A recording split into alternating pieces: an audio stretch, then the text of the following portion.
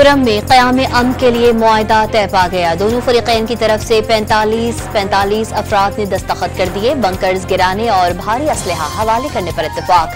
वज़ीर आला खैबर पख्तूनख्वा अली का इत्मीनान का इजहार। वज़ीर आज़म ने SIFC की एपेक्स कमेटी का इजलास कल तलब कर लिया। कारकर्दगी रिपोर्ट पेश की जाएगी। नेशनल एक्शन प्लान की एपेक्स कमेटी का इजलास भी जुम्मे को तलब। कराची में 2 मजहबी जमातों की नुमाइश समेत मुख्तलिफ मकामात पर धरने। ट्रैफिक की रवानी मुतासिर।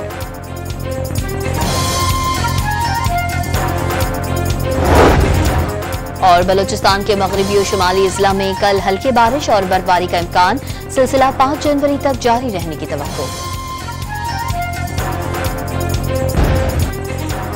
कुरम में क़याम अमन के लिए मुआहदा तय पा गया। दोनों फरीक़ैन की तरफ से 45 अफराद ने दस्तखत कर दिए। बंकर्स गिराने और भारी असलहा हवाले करने पर इत्तेफाक। वज़ीर आला खैबर पख्तूनख्वा अली का इत्मीनान का इजहार। वज़ीर आज़म ने SIFC की एपेक्स कमेटी का इजलास कल तलब कर लिया। कारकर्दगी रिपोर्ट पेश की जाएगी। नेशनल एक्शन प्लान की एपेक्स कमेटी का इजलास भी जुम्मे को तलब। कराची में 2 मजहबी जमातों की नुमाइश समेत मुख्तलिफ मकामात पर धरने। ट्रैफिक की रवानी मुतासिर।